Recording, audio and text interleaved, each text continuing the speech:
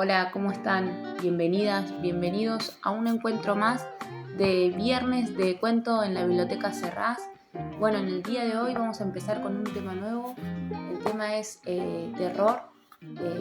Durante todo este mes vamos a estar compartiendo relatos de terror. Para empezar el día de hoy elegimos a Edgar Allan Poe y al retrato oval para compartir con todos ustedes. Sean bienvenidos y muchas gracias. El retrato oval. El castillo en el cual mi asistente se había empeñado en entrar, si fuese menester a la fuerza, antes que permitirme pasar, hallándome gravemente herido, la noche al raso, era uno de esos enormes edificios mezclado de lobreguez y grandeza que durante tanto tiempo han alzado su frente ceñuda por entre los Apeninos, no menos en la realidad que en las novelas de la señora Radcliffe. Según todas las apariencias, había sido abandonado temporalmente y en época muy cercana. Nos instalamos en una de las habitaciones más pequeñas y menos suntuosamente amuebladas. Estaba situada en una apartada torre del edificio. Su ornamentación era rica, pero ajada y vetusta. Sus paredes estaban colgadas de tapices y ornadas con diversos y multiformes trofeos heráldicos, junto con inusitada numerosidad de pinturas modernas muy garbosas en marcos de rico arabesco de oro.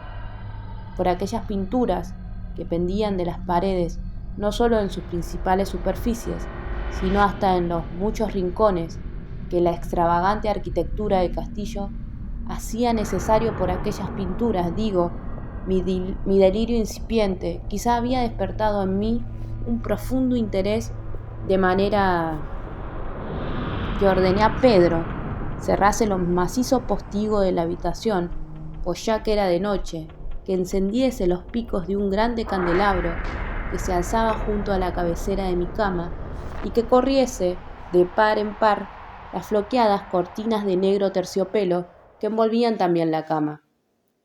Quise que se hiciera todo aquello para poder entregarme, si no al sueño, a lo menos alternativamente a la contemplación de aquellos cuadros y a la muy atenta lectura de un pequeño volumen que habíamos hallado sobre la almohada y que contenía la crítica y la descripción de ellos. Largamente leí y devotamente contemplé. Rápida y magníficamente pasaron las horas y llegó la plena medianoche. La posición del candelabro me desplacía y, alargándome mi mano con dificultad, por no despertar a mi adormecido asistente, lo coloqué de manera que sus rayos cayesen más de lleno sobre el libro. Por aquella acción produjo un efecto completamente inesperado.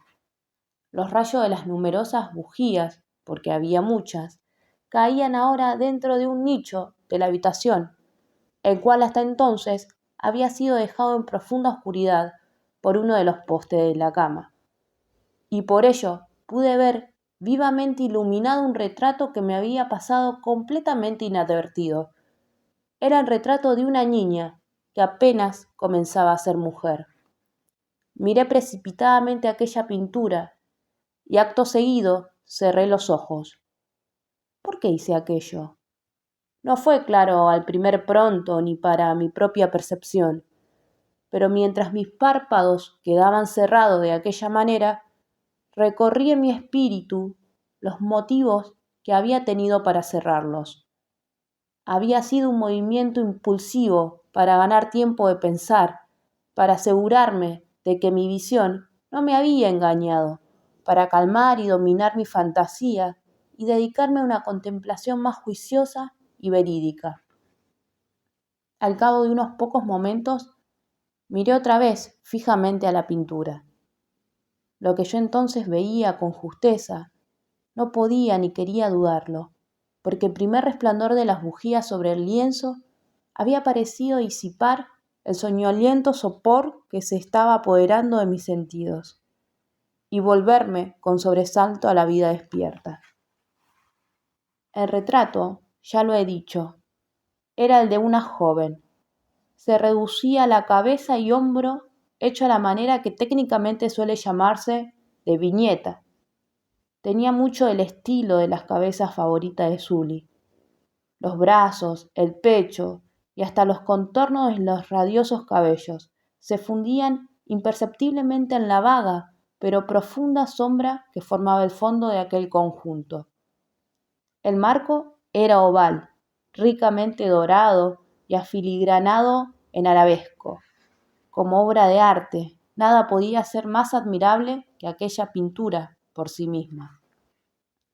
Pero no podía haber sido ni la factura de la obra, ni la inmortal belleza de aquel semblante, lo que era súbitamente y con tal vehemencia entonces me había conmovido, y mucho menos podía haber sido que mi fantasía sacudida de su casi adormecimiento hubiera tomado aquella cabeza por la de una persona viva. Comprendí enseguida que las particularidades del dibujo, del aviñetado y del marco hubieran instantáneamente disipado semejante idea, me hubieran evitado hasta una momentánea distracción. Meditando seriamente acerca de todo aquello, permanecí tal vez durante una hora medio sentado, medio reclinado, con la vista clavada en aquel retrato. Finalmente, satisfecho de haber acertado el verdadero secreto del efecto que producía, me eché completamente de espaldas en la cama. Había hallado que el hechizo de aquella pintura consistía en una absoluta semejanza con la vida, en su expresión, que primero me sobrecogió y finalmente me desconcertó, me avasalló y me anonadó. Con profundo y respetuoso temor volví a colocar el candelabro en su posición primera. Una vez que quedó apartada de mi vista la causa de mi profunda agitación, escudriñé ansiosamente el volumen que trataba de aquellas pinturas y de sus historias. Volví las hojas hasta encontrar el número que designaba el retrato oval, y allí leí las imprecisas y primorosas palabras que siguen. Era una doncella de singularísima belleza, y no menos amable que llena de alegría. Pero funesta fue la hora en que ella vio y amó y se casó con el pintor. Él, apasionado, estudioso, austero, y que tenía ya una esposa en su arte. Ella, una doncella de rarísima belleza, y no menos amable que llena de alegría, toda luz y sonrisas y juguetonas, como un cervatillo amante y cariñosa por todas las cosas de este mundo. Solo aborrecía el arte que era su rival.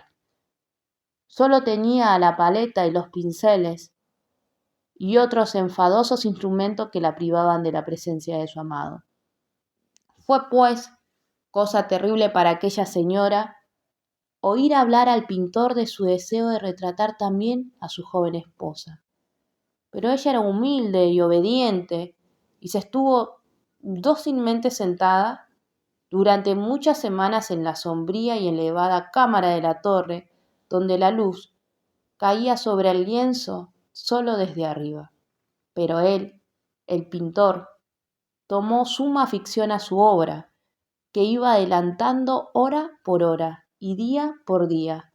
Él era un hombre apasionado y vehemente y caprichoso, que se perdía siempre en fantaseos, de tal modo que no quería ver cómo aquella luz que se derramaba tan lúgubremente en aquella solitaria torre marchitaba la salud y el ánimo de su esposa, a quienes todos veían consumiéndose, menos él.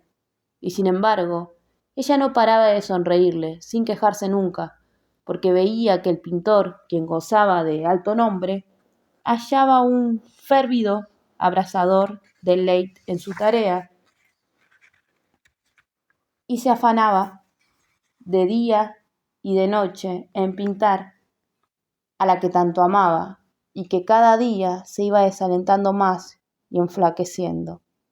Y la verdad sea dicha, Algunos que contemplaron el relato hablaron de su parecido en quedas palabras, como una vigorosa maravilla y demostración no sólo del talento del pintor, sino de su amor profundo por aquella a quien pintaba de modo tan excelso.